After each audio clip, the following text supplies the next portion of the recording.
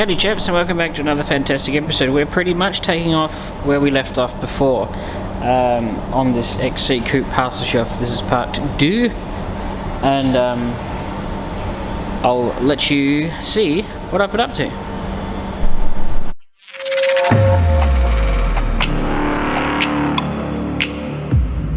Alrighty, so I've actually been doing some cleaning up and prepping and whatnotting. This panel here is prepped on the inside. I'm not going to prep the outside because I'd prefer to do that final coat of anti-rust stuff once it's all together. I've just got this sort of slotted in at the moment, and this one's slotted in, and you can tell just by a loose fitting they actually fit rather well and actually are quite nice. They don't because every car is slightly different, the orientation of them isn't actually that important, as long as this top, the only panel that actually does matter is this top panel here, because obviously your boot lid lines up with that. So I've been copper spraying. This one's got the anti-rust. I actually am trial fitting this at the moment because I've got to know where to put some copper spray here. So I was going to put some anti-rust paint in this gap here, but I also want copper spray, and then I want more anti-rust here because it's going to be nearly impossible to coat this area when it's all together. So I'd be very much inclined to get this all prepped, but I needed to put it together loosely to gauge actually where I need to clean up and copper spray, if that makes any sense. And you can see it seems all flimsy, and it is a bit flimsy, but when it all gets together and is welded together as a unit, it will be super strong. And you can just tell by the way that stuff's fitting that it is a lovely piece. This bottom one just went straight in. It's I wouldn't have said it's identical to the original, but it's close enough that it doesn't matter, and you don't really need to do any work to it. It just goes straight in. And if you're wondering, if you ever panicked and go, oh, it doesn't quite reach the end, actually the factory ones don't reach the end either. There's a little bit of the quarter panel that comes under here, which is where this is spot welded, and then there's actually a gap, and then this panel starts. So that's fairly normal. I did actually manage to bend this boot hinge, because they're fairly flimsy, back to the shape it's supposed to be. And I know somebody did comment about the hole not being there. Apparently XA's it's not there. I haven't seen enough XA coupes to know if that's true or not, but it does make sense that that would be a later addition, but it wasn't too hard to fit. But don't forget to put it in if your car has the hole. That's all I can say. But that's about all you got to do to it. And this panel doesn't require any effort, this just drops straight in. So far these two, no mods, they go straight in, direct replacements almost. But this top one, I fully suspect will need some tweaking in the gutters and stuff, because that is the rare spares piece that's reworked. Now somebody did mention it's all tweaked by a chap called Jamie at Custom Garage, which does make sense. Just Howard Assel seems to be a really good place to order in bulk all these parts. I think he's got a lot of good contacts. I think that's just how it is. So you get them through Howard Assel, but Custom Garage actually make the stuff, if that makes any sense. So shout out to those chaps for doing some lovely stuff. And if they were, I know they did for a little bit there, they were making coupe roof skin sections. I would really love them to start bringing them back in, or even if they went to the extreme to actually make a coupe roof, that would be awesome. I know that they are the guys who can make you a whole quarter panel if you are that way inclined. Their work is pretty darn good. I might have to contact them, see if they can make me a whole roof skin. You never know. It all depends on what the customer wants to pay, because that's a lot of holes in this roof.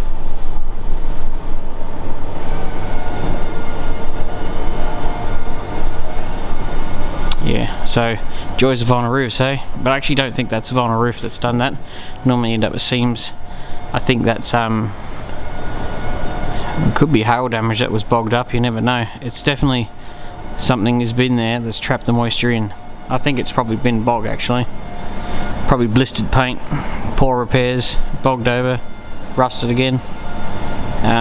But yeah, we'll need to obviously tackle all this mess too. But this coupe body shell itself isn't actually that bad, as you can see. B pillar's mostly there, steel panel's mostly there, plenum changes mostly there. You know, normal quarter panel rust, but the roof is the worst part of this whole car. So I'm going to keep tweaking some bits, and every time there's something worthy of filming, I will film it. Oh, that's right, I've got to make sure I take measurements for a chap who contacted me about where these belong, the little thingamabobs. Okay, I'll get on that in a second, and catch you up in a second. Alrighty chaps, Lonsdale Engine Works bringing up the goods again. Be sure you check them out if you need any engine work done in the southern areas. We got the 351 for the blue Landau back, and it is looking smashing. And we have bearings, rings, gaskets, wash plugs, pistons with the pistons connecting rods on them, and the crank. All looking rather lovely.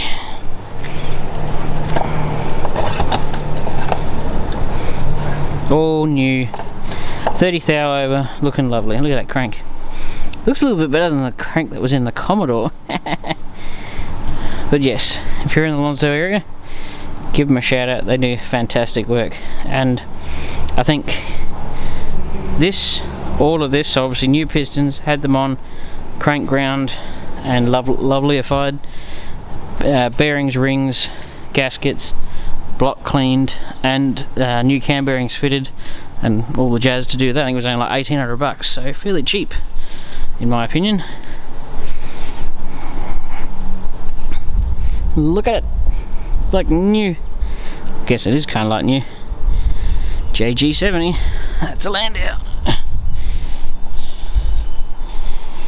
So that's actually kind of cool. We can put that together in the next week or so, or at least the bottom half of the heads went off at the same time as this got delivered, so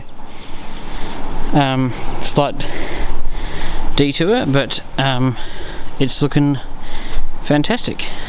Once again, be sure to check them out. Alrighty chaps, so these two pieces are actually just about ready to go in.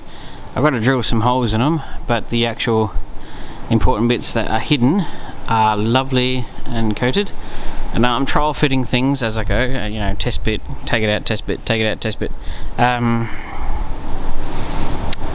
So this piece isn't quite wide enough. I've gone for a happy medium, as in the middle, and it's, as far as its width is fine, its up and down is fine, lines up perfectly to where the old one was. I know the height is right, so I know it's going to be pretty close. Pretty sure somebody's repaired here before, but it still doesn't solve the fact that there is a good 5mm on either end.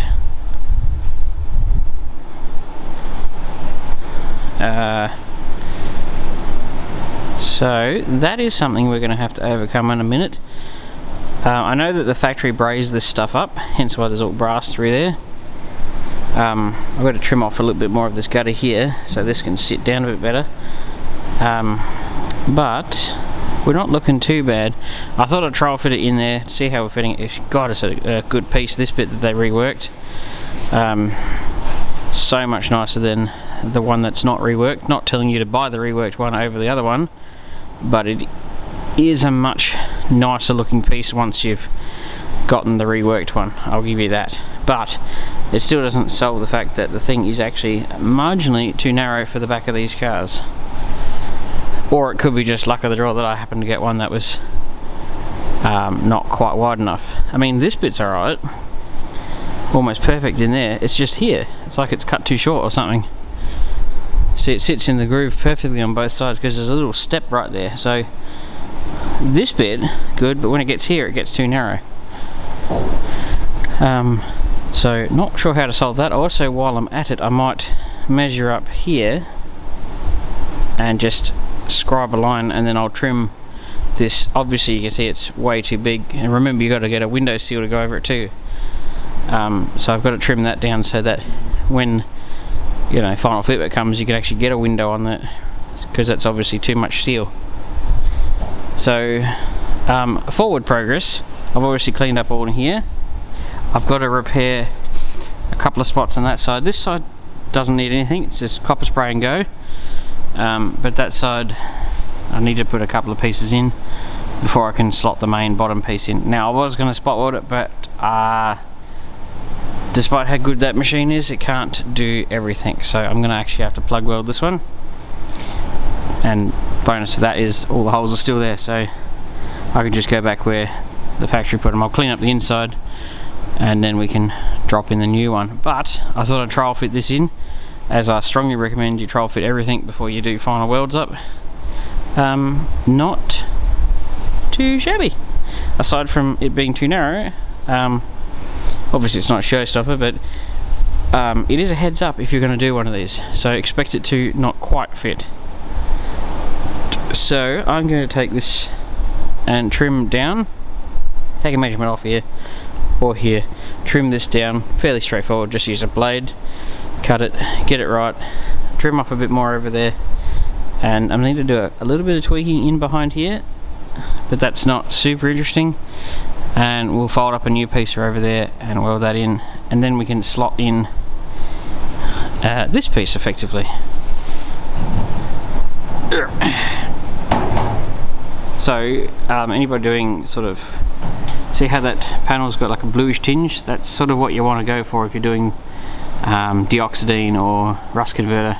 It seems counterproductive to wipe over rust converter with water and a rag, but it does give it that film, and that's what you're looking for. It's always confused me. I'm going, is it supposed to look like that? Yes, that bluish film means it's worked and it's neutralized. And I do know from past experience that that will stay like that for quite a while if you don't coat it. But because this area is going to disappear and you'll never be able to paint it, it's a good idea to paint it before you put it all together. And this one is also prepped as well. So I'll do a touch more and catch you up probably when I'm going to put that little piece in over there. So see you in a second. Alrighty, so we have our next piece folded up, fairly straightforward. Quite literally just one fold in the bender, and I'm going to slice and dice this little guy out of here. You might see a little hole there, but when I'm welding this up I will just weld that up in the same time. I'm also going to weld up that little guy there and install our new, I guess you could call it, side of the parcel shelf. I've also got to put another piece through here, because this is actually when it comes time to doing these parcel shelves, yes, you can get the bigger pieces, but it's what the bigger pieces attached to is where the time comes in, because you've got to make all these little pieces. So I've got to put that piece in, and then I've got to do this piece, and then I've got to tweak it a bit, and then I'll have to fix all this. I'll do that after I've got most of it in, because it's just fiddly work, and I've got to do probably through there. But what I'm thinking of doing is actually do that piece once the new lower section is in, because it'll because you know, obviously weld up to here and weld here, and then you can just replace this small section, but it'll with most of it welded in except here, which we want to replace, having the rest of it welded in will stabilize this rather flimsy parcel shelf, and it'll make that job a lot easier. So that's how I'm going to do that. So basically all we're going to do is replace this section here, and then we can slip in the new piece that obviously sits on top of here. So all of this has been cleaned off, and and if anybody was interested, the boot hinges themselves, which are this swingy bit here, if you want to remove them, they're actually fairly straightforward. I mean, assume your parcel shelf is still in there, you come up from the bottom, you see this little tab here, you bend that out, as in like around that way.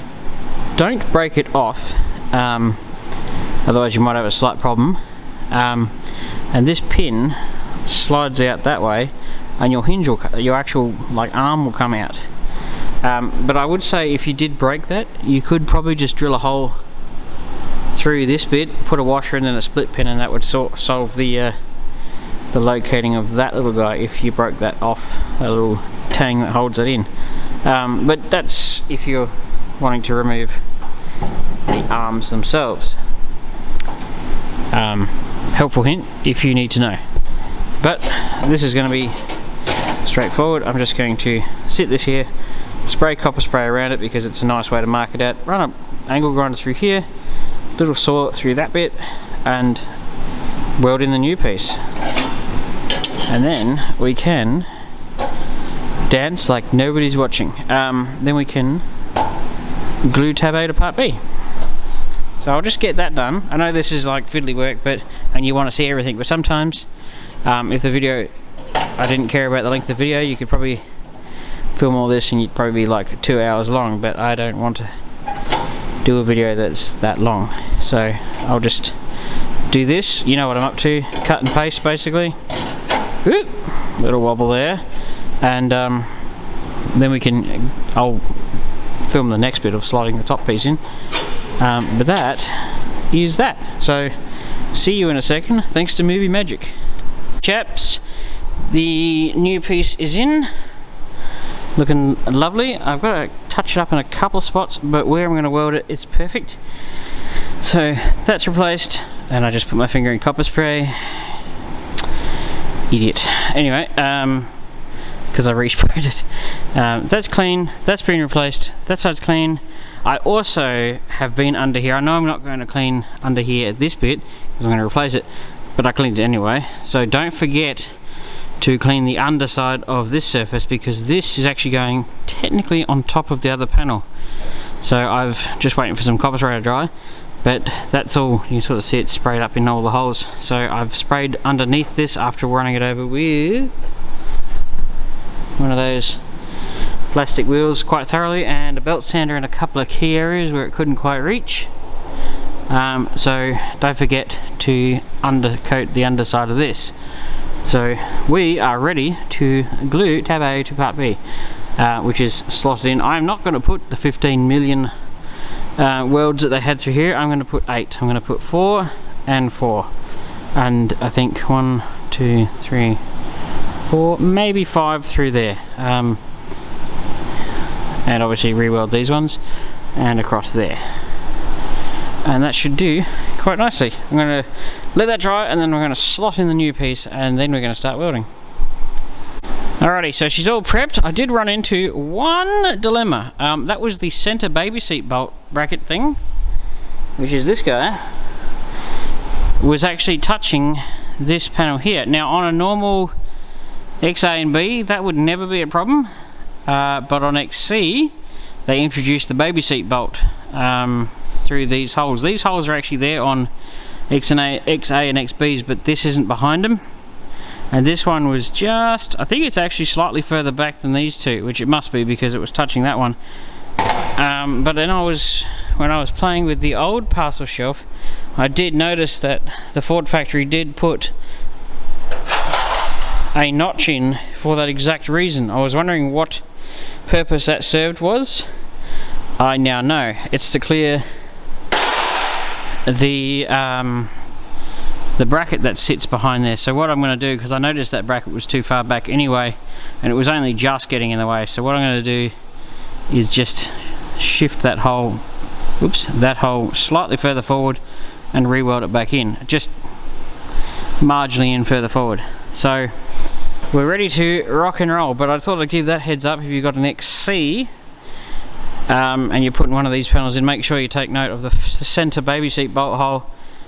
Make sure it doesn't touch your new piece, because the factory put a notch in them for that exact reason.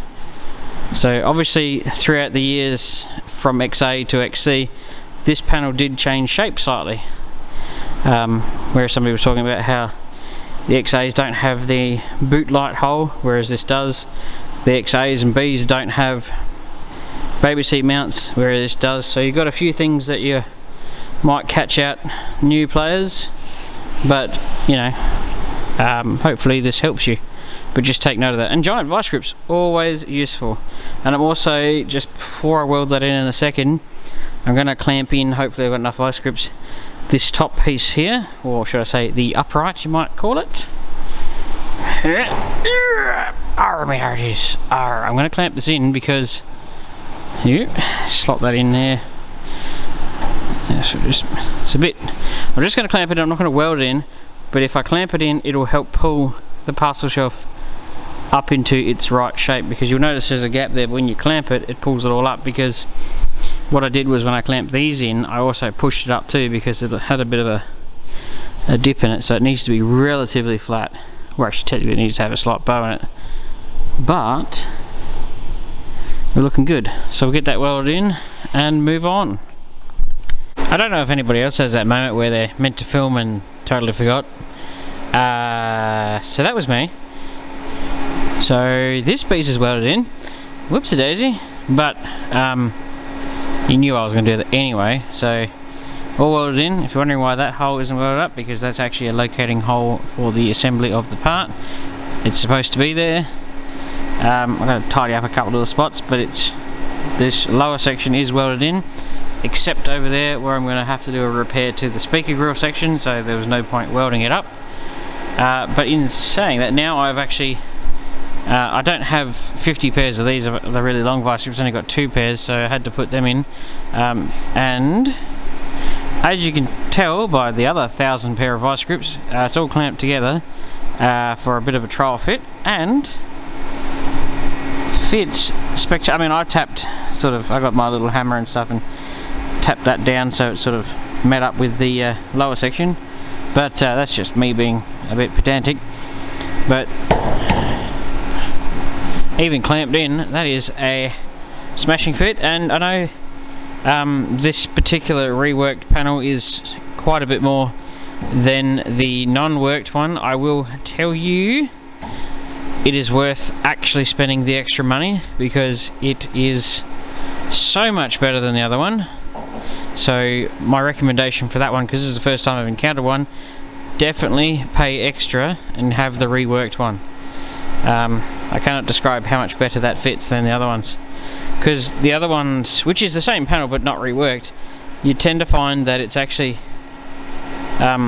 too small, where on this one they've actually effectively, when they straightened up the edges, they've actually made it the correct width and took out, because I know on these panels before they're reworked there's actually a lot of ripples in them through here, and you might notice they're actually missing. They've all been hammered flat. So aside from, this isn't their fault being too short, but aside from that issue, the reworked one is so much better than the standard one. So I give big kudos to Custom Garage for tweaking them.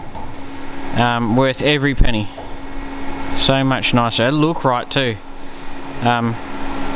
Shame they couldn't run this bit through a gutter straightener and turn it from like a rolled edge back to like a square edge. But you know, that's just me being a bit fiddly. But definitely spend the extra money and buy the reworked one. It just looks so much nicer, and it fits properly. Well, you know, it fits better than the other one. So I am now going to see if I have some spot welder attachments to weld this to this, because I mean that spot welder, although great, isn't capable of doing everything. So I'll just have to wing it. But I'll see what I can do. If not, I'll have to drill some plug weld holes and do it the old-fashioned way. But we'll just play it by ear once I figure out what I'm up to. Catch you up in a second.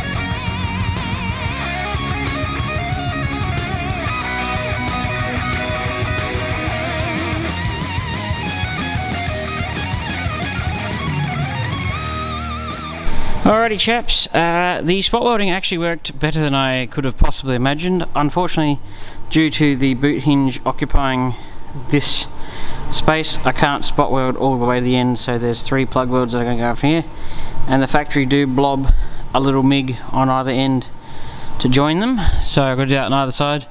But that's pretty much where I'm going to wrap up part 2 of this video, and in part 3 we're going to put in the top, brace this, probably reshape that a bit, fix the corners, and just button up the rest of the parcel shelf. But it's all coming along rather nicely, so I hope you've enjoyed this part. We've got an engine to build shortly. This stuff is fantastic, so I'll catch you on part 3 coming up shortly.